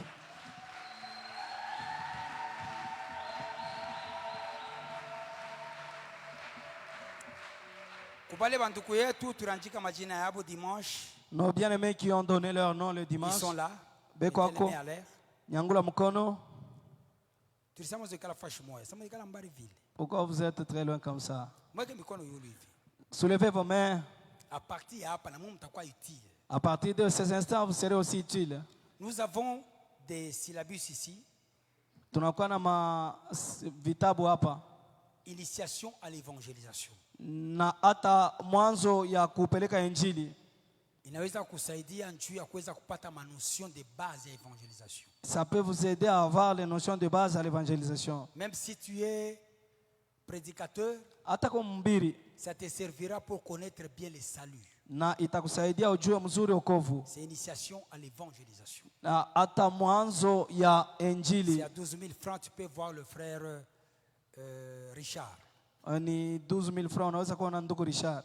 Et après, on va vous initier dans ce travail-là. Na kisha tutamiongoza au kumifundisha ile kazi. On a besoin de tout le monde. Na tunahitaji watu wote. Surtout les samedis. Kabisa mposho. Nous avons besoin de tout le monde. Tunahitaji watu wote. On va travailler. Tutatumika pour gagner ne fût-ce qu'une seule âme. Hata tuvuta hata nafsi moja. Le samedi. Mposho. Arrête d'abord tes activités. Tu as tant travaillé. Unatumika kabisa. Mais aujourd'hui, lakini leo sacrifie même une seule journée de samedi. Utoe kwa hata siku moja ya mposho. Pour gagner ne fût-ce qu'une seule âme. Juu ya kuvuta hata nafsi moja. Là c'est tout le monde. Na ile inaelekea watu wote. Sasa mwe bale mwamkaleke ma département. Oui, vous qui n'êtes pas dans les départements. Mwe tena tutaonana kesho. Vous, on va encore se voir demain. Pour que tuanze tuma initiation kilo kunjwa me préparer. Pour qu'on commence l'initiation pour vous préparer. Kama unakimbia, si tu fouilles, unajua we moya. Tu connais toi-même. Tunaona abantu banakimbia kama masomo. Voyez les gens qui fouillent l'école. Atashtukia mwaka inaisha, bezake banenda mu promotion ya yule. Faut se retrouver à la fin de l'année, les autres montent de promotion. Lui croyait être malin. Tu vas te retrouver tes enfants. Quand aujourd'hui on m'a invité, c'est à cause de l'évangélisation. Wakati wanaalika ni njoo kupeleka injili. On avait appris comme toi aujourd'hui. On avait appris. Tulijifunza comme toi aujourd'hui. Kama wewe vile leo. Mais on a apporté beaucoup d'intérêt dans ce qu'on apprenait. Na tuliweza kuleta faida mingi. Aujourd'hui on commence à enseigner partout. Na leo tunaanza kufundisha fasi yote. On se déplace beaucoup à cause de ces messages ici. Na tunasafiri mingi kwa ajili ya ujumbe. Aujourd'hui, wewe pia tu peux commencer. Unaweza kwanza. Un jour, na siku moja. Tu peux être peut-être meilleur. Unaweza kuwa plus que les autres. Kushindia wengine. Dieu t'a appelé. Mungu anakuita. On peut se tenir debout. Tunaweza simamia bwima. Yahweh, Yahweh, Yahweh, Yahweh. Yahweh, Yahweh, Yahweh, Yahweh, Yahweh, Yahweh, Yahweh, Yahweh, Kolonanga yozali Nzambe. Yahweh, Yahweh, Yahweh, Yahweh, Yahweh, Yahweh, Yahweh, Yahweh, Yahweh, Yahweh, Yahweh, Kolonanga yozali Nzambe. Oh Yahweh, Yahweh, Yahweh, Yahweh, Yahweh, Yahweh, longananga, Yahweh, Yahweh, Yahweh, Yahweh. Kolonanga yozali Nzambe. Yahweh, Yahweh, Yahweh, Yahweh, Yahweh, Yahweh, Yahweh, Yahweh, Yahweh, Yahweh, Yahweh, Yahweh, Kolonanga yozali Nzambe. Oh nakobanga elokote katina motema nanga bona yebi yozali nanga kolo Yesu yozali Nzambe. Yahweh, Yahweh, Yahweh. Oh Yahweh, Yahweh, Yahweh, Yahweh, Yahweh, Yahweh, Yahweh, Yahweh, Yahweh, Kolonanga yozali Nzambe. Si tu es là, kama uko hapa, tu n'as pas encore reçu le Seigneur dans ta vie. Hauyampokea Bwana maisha yako. L'occasion est là. Bahati hiyo tu peux aujourd'hui donner ta vie au Seigneur. Unaweza kutoa maisha yako leo kwa Bwana. Depuis que tu es dans l'église, tangia mkanisa, tu n'as jamais expérimenté la nouvelle naissance. Hauyaishi kuzalika kupya. Être dans l'église, kwa mkanisa, ce n'est pas synonyme de croire. Haina maana yake kuamini. Croire c'est prendre une décision d'une manière individuelle. Kuamini ni kubeba mpango mnamuna ya upekee. Si tu veux donner ta vie au Seigneur, mets la main en l'air. Kama unapenda kutoa maisha yako kwa Bwana, nyanyua mkono yako. Tu veux recevoir Jésus-Christ aujourd'hui comme Seigneur et Sauveur. Unapenda kumpokea Yesu Kristo kuwa Bwana na Mwokozi wako. Tu as passé beaucoup de temps dans l'église sans pour autant donner ta vie au Seigneur. Si tu es là, lève ta main. Lève ta main comme signe d'accepter cet appel. Si tu es là, tu peux lever ta main. Ce qu'on vient de parler aujourd'hui, ça concerne uniquement les chrétiens. Si tu n'es pas chrétien, tu n'as pas encore reçu le Seigneur. Ça ne te concerne pas. Maintenant, tu veux entrer dans ce programme de Dieu. Tu peux accepter Jésus aujourd'hui comme Seigneur et Sauveur de ta vie. Si tu es là, tu peux mettre ta main en l'air. Tu peux mettre ta main en l'air. C'est une occasion que Dieu te donne ce soir. Tu peux donner ta main en l'air. Ok, nous avons un frère. La deuxième personne, si tu es là, tu peux aussi donner ta main. Tu peux lever ta main comme signe de donner ta vie au Seigneur.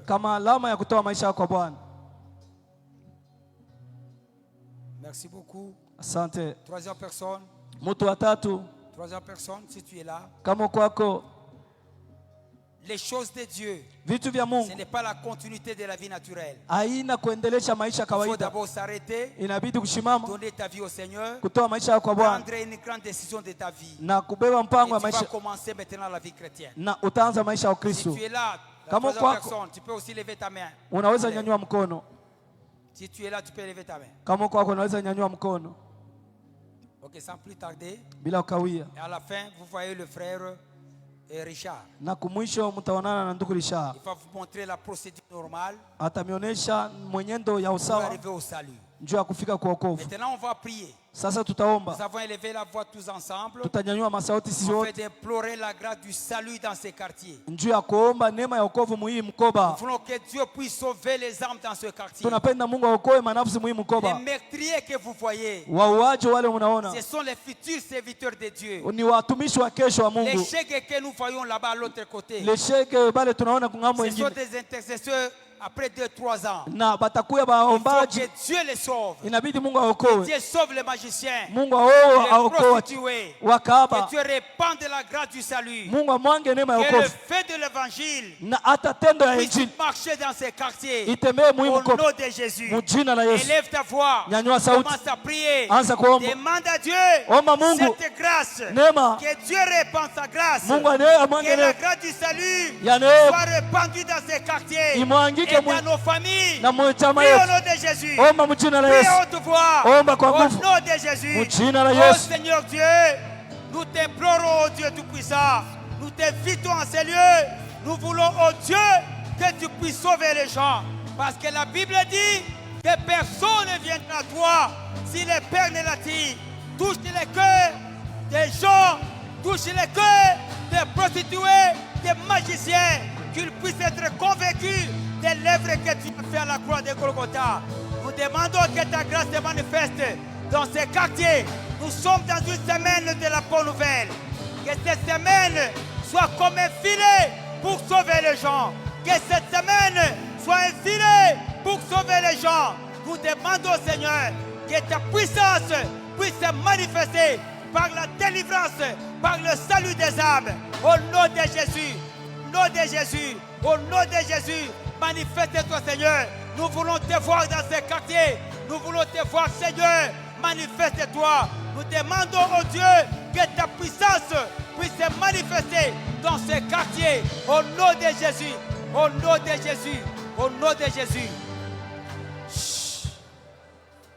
Nous allons briser l'incrédulité. Tutavunja moyo mgumu. C'est la puissance du diable Uwezo ya qui diabolo empêche les gens de croire. iko nazuiza watu kuamini. Maintenant, en ces lieux, nous allons proclamer la victoire, Tutatangaza la ushindi, délivrance. ufungulivu. Que Dieu libère les gens Mungu afungule là watu où ils sont, pale beko qu'ils soient visités par bapekuliwe la puissance de Dieu, kupitia la uwezo wa Mungu, puissance de la croix de Golgotha, uwezo wa kumsalaba wa la Golgotha, puissance du salut. wokovu. Même celui qui est dans la tombe, Hata ule makaburi, quand il attend la voix de Jésus, wakati anasikia sauti ya Yesu il va ressusciter. atafufuka. C'est ça le principe de l'évangélisation. Njo kanuni ya Les kupeleka païens sont nchi. des morts. Wapagano ni Que la wafu parole de Dieu na neno la Mungu puisse les attirer de la tombe. ibatoshe Parce qu'ils makaburi, sont là kwani beko comme pale serviteurs de Dieu, mais emprisonnés. lakini benye kufungiwa. Nous allons demander cette puissance. Tutaomba ile uwezo, Que Dieu libère les magiciens. Mungu afungule Que Dieu wachawi, libère les païens. Mungu afungule Au wapagano nom de Jésus. mujina la Par Yesu, la puissance de la croix. kupitia uwezo wa La msalaba, puissance de Golgotha. uwezo wa Golgotha. Et bloque cette grâce. Ah, Brise les liens du diable. Brise l'incrédulité. vunja moyo Brise mgumu, l'incrédulité. vunja moyo Les gens mgumu. qui souffrent là-bas, Bale baba même nateseka, si on les prêche, ils n'écoutent pas. hata kama anahubiri Ils ne sont wasikii, pas convaincus. Parce abahakikishiwe qu'ils sont incrédules. juu beko na moyo On va mgumu. briser cette incrédulité. Vunja ile kimoyo Ce mgumu, sont les inconscients. ni batu abana Que zamiri. Dieu les assiste. Mungu Nous avons besoin de la puissance de la croix. tunahitajia uwezo wa msalaba. Prie à haute voix. Omba kwa sauti kubwa.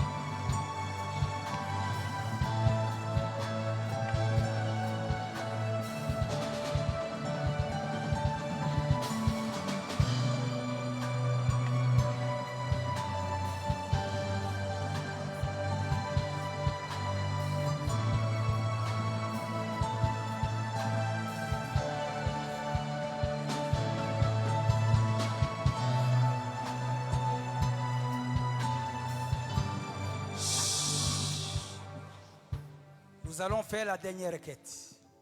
Tutaomba kishine ya mwisho. Tu vas maintenant prier pour toi.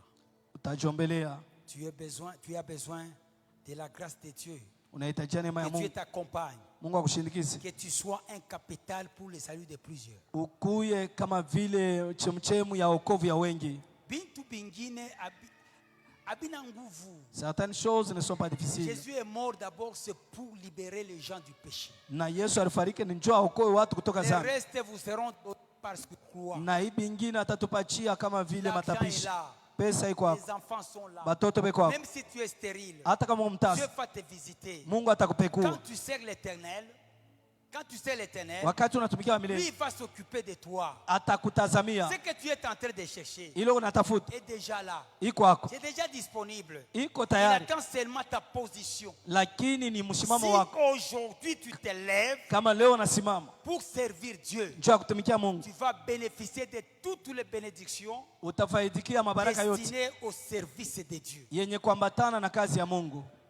Tu vas dire à Dieu, Utasema na Mungu, fais-moi un capital. unifanye kyombo. Parce que la Bible dit, Bali Biblia inasema crois seulement, wewe tu amini seras sauvé toi et ta famille. utaokoka wewe na jamaa. Celui qui croit Nula na mimi approche le salut vers le païen. na anachofesha wokovu karibu na Approche wapagani. la grâce vers le païen. Anachofesha neema karibu na wapagani. Comme Dieu t'a sauvé, Vile Mungu anakokoa au travers ta foi, kupitia imani yako il va sauver beaucoup de gens. ataokoa watu Il wengi. faut que tu sois une bénédiction. Inabidi kuwe En baraka commençant dans ta famille. mkwanza mchama yako. C'est le premier devoir qu'on va donner. Ni À partir d'aujourd'hui, kwanza leo commence à prêcher dans ta famille. anza kuhubiri mchama Il yako. faut amener même une personne Inabidi kupeleka hata nafsi moja avant dimanche, kabla tufike mjuma. un membre de ta famille, Memba wa jamaa celui yako qui va recevoir Jésus. ule atapokea Yesu, Kila mtu aifanye kisha akaenda nule fasi na kupitia ile, il y a une forte bénédiction. et à travers ça il y a une forte Il va bénédiction nous accompagner. itatushindikiza.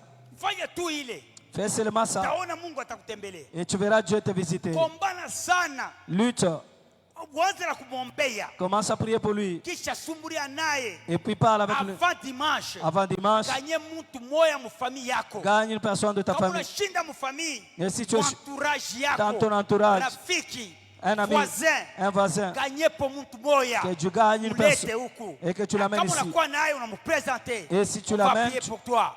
Parce que la Bible dit, Kwa Biblia inasema quand le fruit de mer, wakati tunda na maintenant tunda prier. Maintenant prier. muombe, Il faut que notre prière inabidi maombi yetu soit reposée sur le fruit qui demeure. ikale pa matunda inadumu. Hapana komba, Faut pas maombi prier. haina pa kuikala. La prière n'a pas de Ikale soubassement pa mafruit qui demeure. et il faut que ça repose sur le Taomba fruit. Mungu akusaidie. Tu vas prier que Dieu t'aide, Ukuye baraka mufamii yako. que tu sois une bénédiction, Bantu baamini kupitia weye. que les gens croient à Hata travers toi. mukaji yako bantu baamini. Même dans ton travail, que les gens croient. Kumasomo bantu baamini. À l'école, que les gens croient. Kupitia weye. À travers Bantu toi, bamuyue Yesu. Élève ta voix, prie au nom de Jésus. nyanyua sauti, omba mjina la Waze Yesu. komba. Commence à Waze prier. komba. Commence Sema à prier. Bwana unisaidie. Bwana unisaidie. Mpaka vile pie ye mwenyewe alikajia 3000 personnes. Na weye kupitia weye bantu batamini, bantu batenjika, batamuyua Yesu, batafunguliwa au nom de Jésus. Waze komba. Waze komba. Waze komba au nom de Jésus. Au nom de Jésus.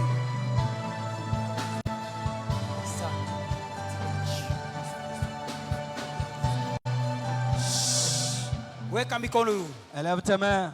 Mtakatifu Mungu wa mbinguni, hii ni armée munene uliweza kuprepare pour le salut des âmes, na irekomande Seigneur kumikono yako ishikuye une armée démobilisée. Tunapenda ikwe armée iko bien préparée pour la conquête des nations. Tu nous as appelés pour conquérir le monde, pour conquérir les nations. Nous sommes une grande armée.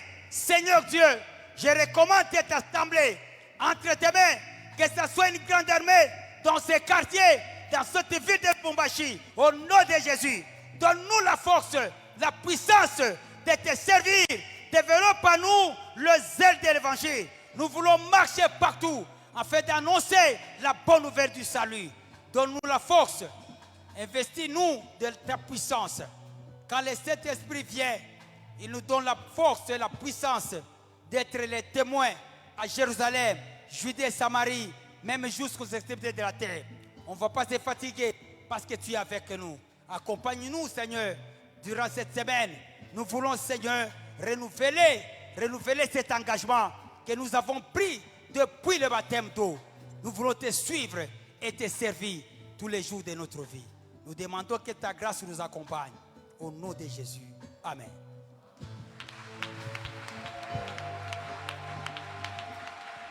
Bale banduku balibakia dimanche mutabakia tu tupate kuangalia bale balikuya na bale bakuya tunapenda tukonstituer équipe bunene. Nos bien-aimés qui ont donné leur nom le dimanche, ils vont rester après culte pour voir comment on va constituer les équipes.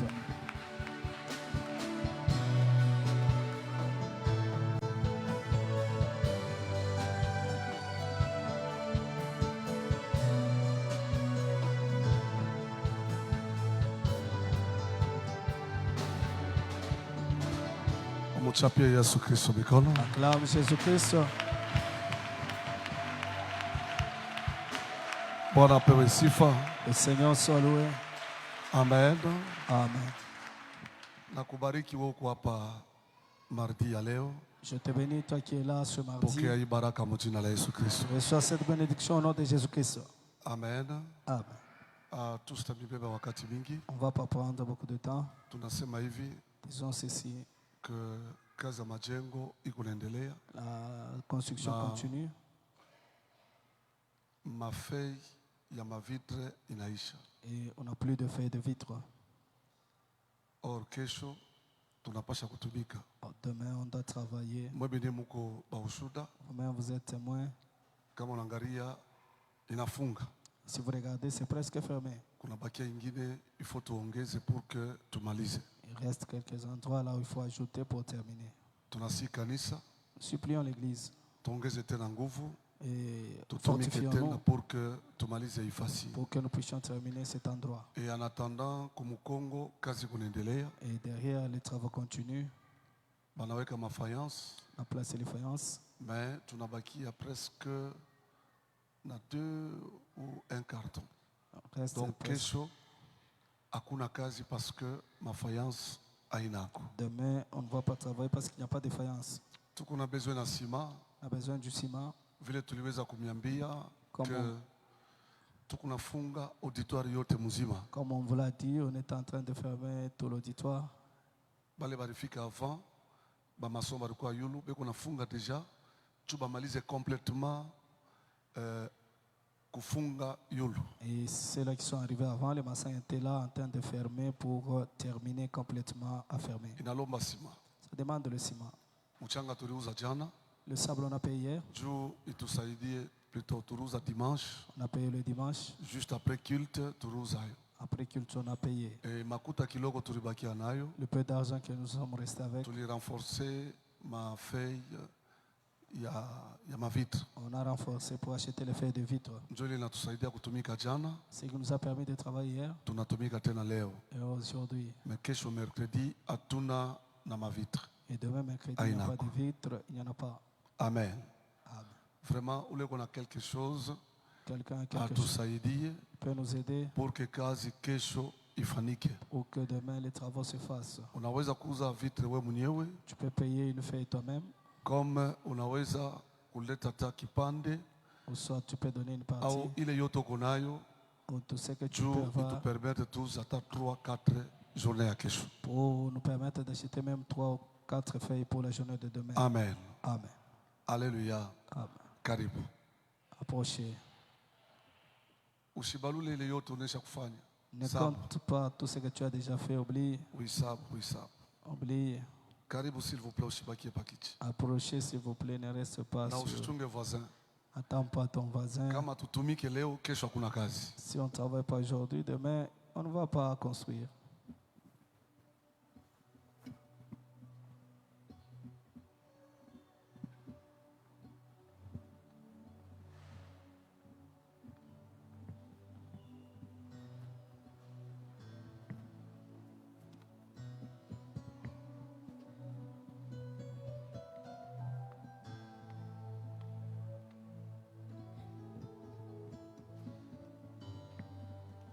Ukibakie pakichi unatuaffaiblir. Si tu restes sur ta chaise, tu nous affaiblis, on n'aura pas de force. 10 000 francs yako, 5 000, 20 000, 10 dollars, 5 000, 10 dollars, 50 dollars, itatusaidia sana kazi kuendelea. Ça va nous aider pour que le travail évolue. Karibu, karibu, karibu. Approche-toi aussi. Karibu, karibu. Approche-toi.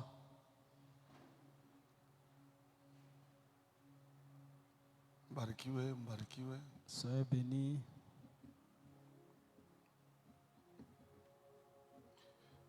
Bwana bariki mkono yote na nyosha. Seigneur bénis tout main qui a été tendu. Jenga yabo maisha vile beko na jenga kazi yako. Construis leur vie, bâtis leur vie comme ils le font pour toi. Batoshe yote na kwa obstacle Bwana. Enlève tous les obstacles pour eux. Yabo kubarikiwa na makuta. Pour être bénis avec l'argent. Uitakase. Sanctifie. Isaidie kazi ya majengo mu jina la Yesu Kristo. Contribue à la construction au nom de Jésus. Amen. Omuchapie Yesu mikono. Acclame Jésus. Vraiment ni mafundisho mazuri. Vraiment, ce sont de bons enseignements. Iko na jenga. Ça édifie. Na iko na saidia épanouissement ya kanisa. Et ça aide à l'épanouissement de l'église. Amen. Amen. Alléluia. Amen. Kesho tukaribie tena mingi. Demain, approchons-nous aussi en grand nombre. Twende na hii formation mpaka na kumwisho. Allons avec cette formation jusqu'au bout. Mungu iko na wewe lazima. Tu as besoin de toi. Kanisa iko na wewe lazima. L'église a besoin de toi. Mubarikiwe mjina la Yesu Kristo. Soyez bénis au nom de Jésus Christ. Baba, pole la kazi. Merci pour le travail. Que Dieu bénisse, papa. Kuya na ofrandi yako, weka kisha urudi pakichi yako. Amen. Ton offrande, tu donnes et puis tu retournes à ta place. Karibu, karibu, karibu.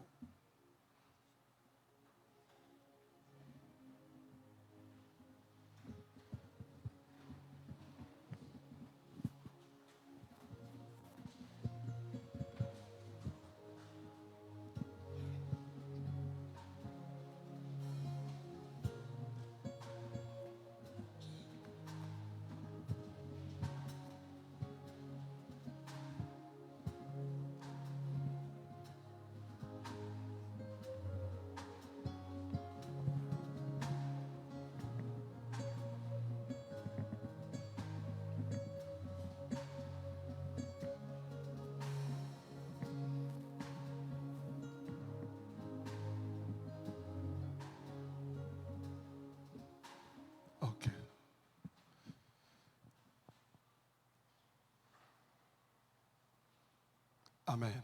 Amen. Sasa tutafanya bale bote tulikuwa hapa mwile listi ya dimanche parce que tulibeba majina. Nous allons procéder comme ceci. Tous ceux-là qui étaient sur... Il ne faut pas sortir et puis entrer. Les autres peuvent sortir. Toi, tu gardes ta place. Si tu es loin, tu peux t'approcher ici devant. Soyons pas éparpillés. Et demain, si tu viens, ne t'assois pas à côté. Nous nous asseyons ici devant. Amen. Amen. Bwana asante. Seigneur, merci. Takasa njia ya kurudi. Sanctifie le chemin de retour. Bariki mikulu yote iliweza kukaribia. Bénis tous les pieds qui ont pu arriver. Usiku ututangulie. Précède-nous la nuit. Kesho tena Bwana ututangulie. Précède-nous la journée de demain. Katika jina lako Yesu Kristo. En ton nom Jésus Christ. Umujaze tena wako mtumishi. Remplis ton serviteur. Umupe tena nguvu. Donne-lui la force. Umuwezeshe pia matua yote. Et soutiens-lui à tous égards. Nakumbuka pia bale bote barifanya kwamba ibada ipite mzuri. Souviens-toi de tous ceux-là qui ont contribué au bon déroulement du culte. Babarikie nao pia mchina la Nous Yesu. sommes aussi bénis au nom de Jésus. Amen. Amen. Twende na salama ya Bwana. Allons dans la paix du Seigneur. Mungu abibariki. Dieu bénisse. Bengine beko natoka, sisi tuko na chofa kumbele. Les autres sortent et nous autres nous avançons ici devant.